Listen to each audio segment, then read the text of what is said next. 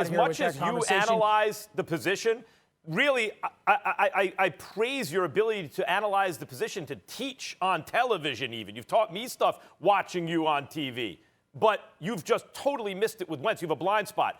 Why do you think it is? So it was coincidence that I saw the decline of Wentz in 2019 in the second half, and then it continued this year? It was coincidence, or was I actually seeing something? Carson Wentz, I do change my mind sometimes. Max, when new evidence let him presents answer itself. your question. In 2017, in 2017, you asked the question, but you're answering in 2017, yeah, it was a rhetorical question. In 2017, Carson Wentz was great, and I said so. He has not been great since then. He's been getting worse and worse and worse, and what you see now is the culmination of that. Jimmy Garoppolo is a better quarterback than Carson Wentz, period. Okay, I'm going to ask you a question, Max, and I want you to answer it, okay?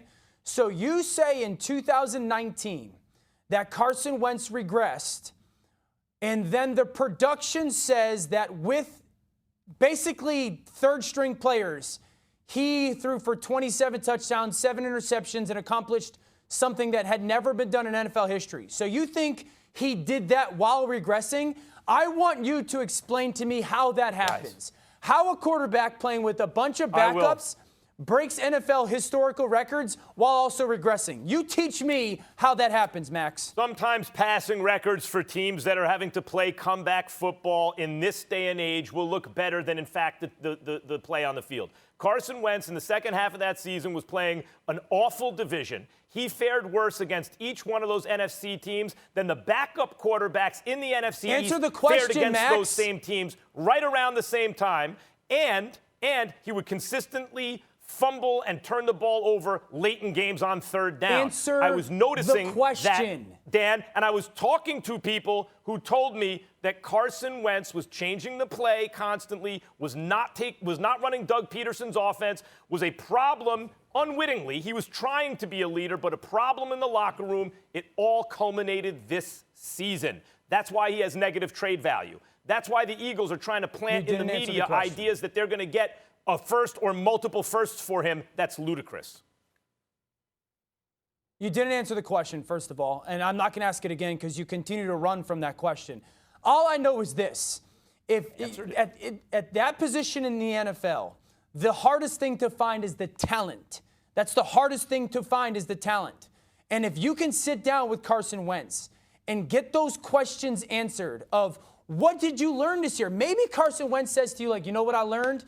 That I was too hard-headed, and I played too selfish, and I tried to do too much, and I didn't put in the work that was necessary for me to have the consistent level of success.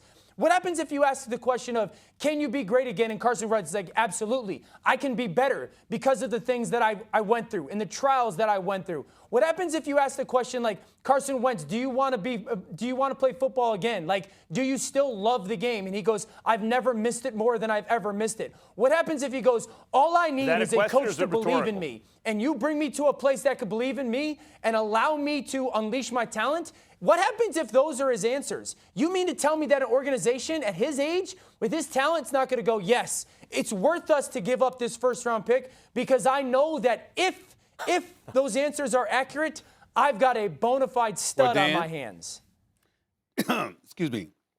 Dan, I wouldn't go as far as to say he would be worth giving up a first round for, but I would say this to you because you're my buddy. I like you, Dan. I like you on the show.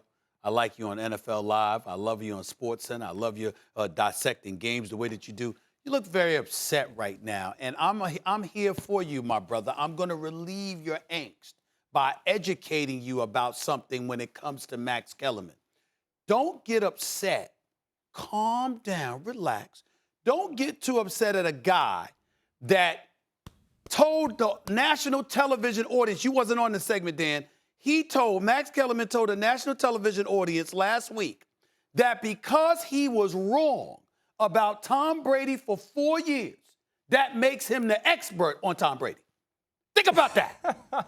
I'm the expert on Tom Brady because I was wrong. Close. No. What I said was. He said 3 years. It was the 18 months because Max started here July 25th, 2016. This has nothing to do with Tom Brady. Nice try. 18 months. What I said was. So the last 3 years he was wrong, but that made him the expert What I on said Tom about Brady. Tom Brady That's all was, you need. since That's all everyone you need to else know. assumed You don't need to know anything else. that he would be the first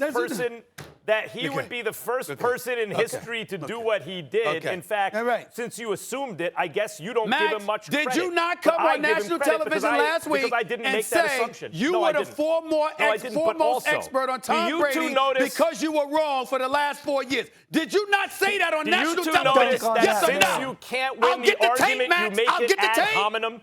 Don't worry about. We're talking about Carson. That's what it is. We're talking about. We're talking about you believing that you should be the we are expert talking because about you're Carson right when you Wentz. admit that you're wrong. No, but you're right. hijacking you're right because you're wrong. This you're wrong topic you're right. because I'm right on That's the what topic. we know. And you're trying to make it an ad hominem attack instead of dealing with the argument. Most people don't know what you mean when you say ad hominem. I did not say what you're claiming I said.